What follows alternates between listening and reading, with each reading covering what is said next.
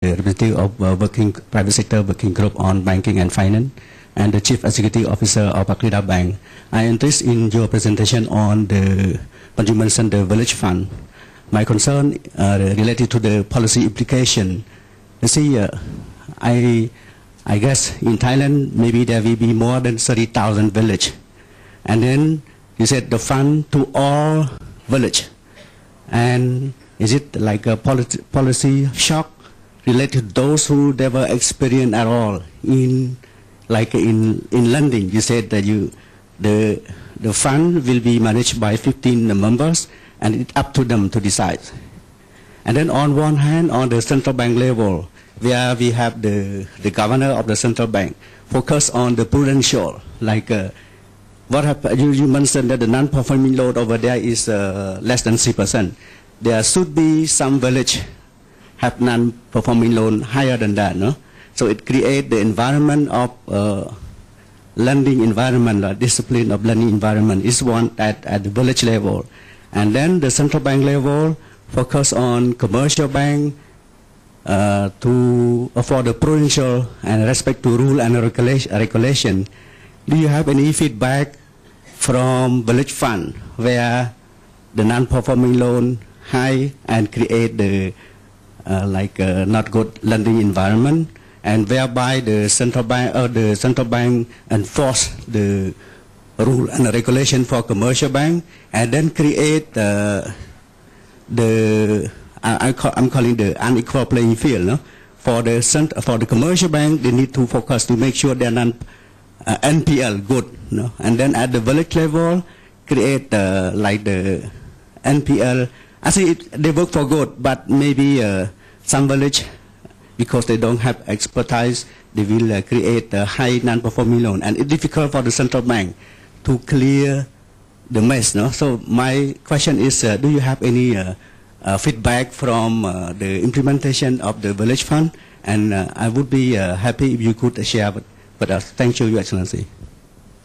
Very fortunate that the village fund performed very well. I think the maximum NPL is about 5% during my times.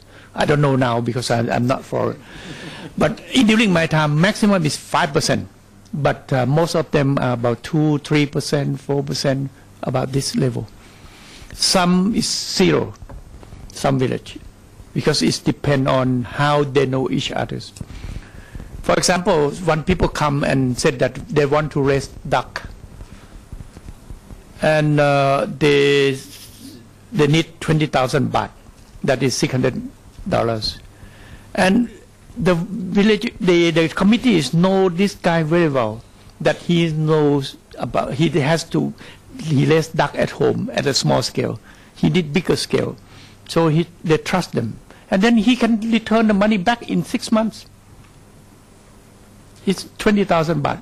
So now he become the owner of the duck farms in the village. But for the central bank, you know, they have, I think the rules here in Cambodia is much looser than the Thai. The Thai now, they're trying to get the Basel up to Basel 2. Basel 1 is tough enough already, but they go to Basel 2. But even the European banks and US, they are not that tough. And the leverage much higher than the Thai. I think here you are the bank here is lending 100% of the loan and deposit already. So you have to be very cautious, but at the same time, knowing customer is the best. You know, the Thai bank that developed, especially the guru, the old guru like Kun Chin Sopon or Kun Uten at that time, they use what we call hand-holding concept. You know the customer, you grow the customer grow the bank, go together. So you visit them, how is your business, do you need some help? Sometimes they need only 10,000 US dollars so they can survive. But if you don't have, give that 10,000 US dollar, they sink. When they sink, they borrow already 100,000. And what's going to happen? You know, sometimes you need to have a little bit to take the fish. So that is how they are growing, what we call hand-holding concept, and it's become private banking or investment in private banking. So the Citibank learned from Bangkok Bank 50 years ago. But now Bangkok Bank have to send the people to learn from Citibank because of the concept has been changed. But actually, the country like us, like Thailand and also Cambodia, we have to use the hand-holding concept. That is, know your customer and visit them. Don't be, don't be too big until you don't know a customer. If you want to be too big, let the branch handling the customers. Yeah. Okay. Thank you, Excellency. I think our time is up. I apologize for those colleagues and friends that have also wanted to ask questions, but the time is not permit. I think we will have other opportunities, and Excellency Thaksin, Dr. Thaksin Shinawatra also promised to continue to share his valuable time with us, maybe in a smaller groups, to discuss some of those priorities to make his contribution into this.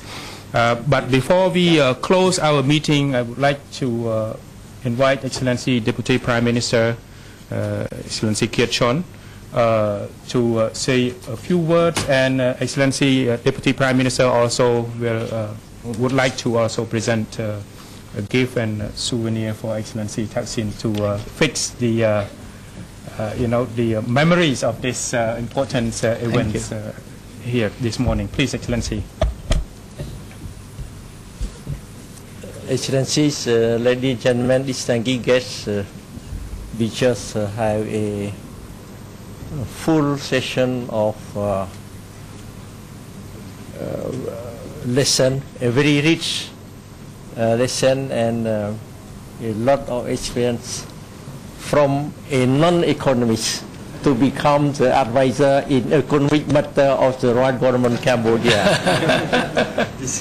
But a non-economist, but he's billionaire. He become billionaire. And beyond that,